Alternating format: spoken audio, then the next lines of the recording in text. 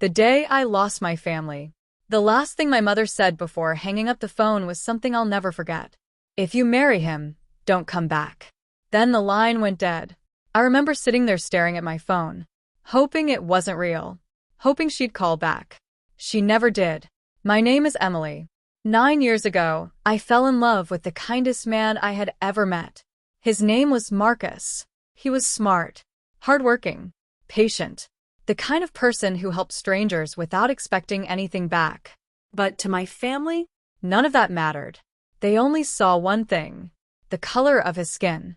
The day I told my parents we were engaged, everything changed. My father walked out of the room. My mother cried. My older brother laughed and said, "You're throwing your life away." I thought eventually they'd calm down. I thought love would win. I was wrong. Within a month, they stopped answering my calls. Birthday invitations disappeared. Holiday gatherings happened without me. And just like that, I no longer had a family. At least that's what it felt like. But what hurt the most wasn't losing them. It was realizing they chose hate over their own daughter. And that wound stayed with me for years. Building a new life. The first few years were hard. Really hard. Marcus and I weren't wealthy. We lived in a tiny apartment. The roof leaked. The heater barely worked. And some months we worried about paying bills. But there was one thing we always had: each other. While my family was busy pretending I didn't exist, Marcus was working 16-hour days. He had started a small software company with 2 friends. Most people thought it would fail. Maybe even Marcus did. But he refused to quit. Night after night, he worked. Weekend after weekend. While others relaxed, he built. While others doubted, he believed. Years passed. Slowly the company grew. Then it grew again. Clients started calling. Investors started noticing. And suddenly people who once ignored him wanted meetings. Meanwhile, my family never called. Not once. Not for Christmas. Not for birthdays. Not when our daughter was born. Nothing. 9 years. Absolute silence. And then one morning, everything changed. 3. The headline that changed everything. I was making breakfast when Marcus walked into the kitchen holding his phone. His face looked shocked. "Emily," he whispered, "you need to see this." I looked down. The headline was everywhere. Marcus's company had officially gone public. The valuation? $44 million. I couldn't believe it. Years of sacrifice. Years of struggle. Years of being overlooked. And suddenly, everything had paid off. Reporters were calling. Investors were celebrating. Friends were congratulating us. It felt unreal. For the first time in years, life felt peaceful. Then the doorbell rang. I opened the door and froze. Standing on my porch was my mother. The same mother who hadn't spoken to me in 9 years. The same mother who missed my wedding, missed my daughter's birth, missed everything. And somehow, she was smiling. The list of demands. I expected tears, an apology, regret. Instead, she handed me an envelope. An actual envelope. Inside was a list. I wish I were joking. My brother needed help buying a house. My cousin wanted money for a business. My parents wanted assistance with retirement.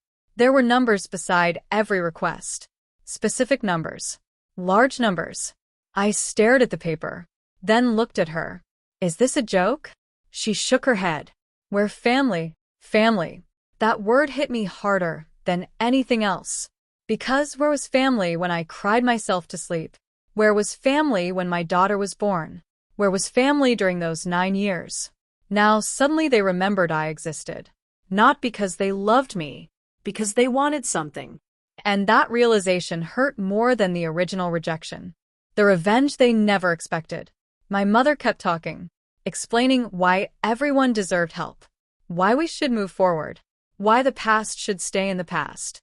But she never apologized. Not once. That told me everything. This wasn't about healing. This was about money. I listened quietly. Then I walked inside. I grabbed a folder. Inside were years of memories. Unopened birthday cards I'd sent. Letters returned to sender. Family photos I wasn't invited to. Proof of every year they chose to exclude me. I placed them on the table, one by one. My mother's face changed. The confidence disappeared. For the first time all afternoon, she looked uncomfortable. Good. Because now she was finally seeing what she had done. 6, my answer. I looked her directly in the eyes. Then I said something simple. You didn't lose me because I married Marcus. She stayed silent. You lost me because you abandoned me. Tears formed in her eyes. But I wasn't finished. For 9 years you had my phone number. You had my address. You had every chance. She couldn't argue, because it was true. Then I slid the envelope back across the table. I can't help people who only remember me when they need something.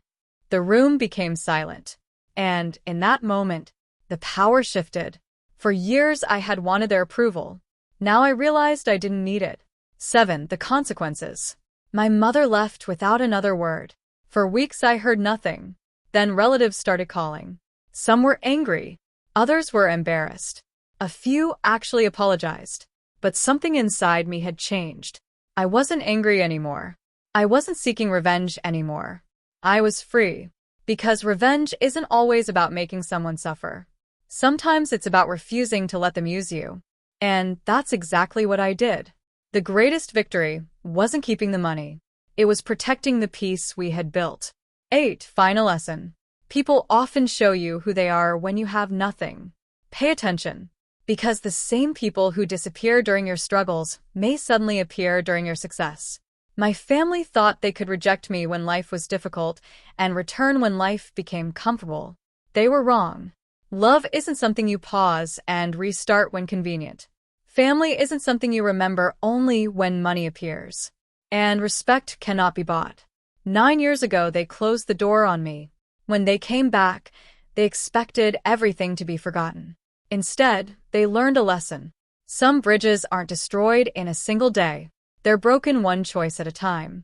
And sometimes, by the time people realize what they've lost, it's already too late.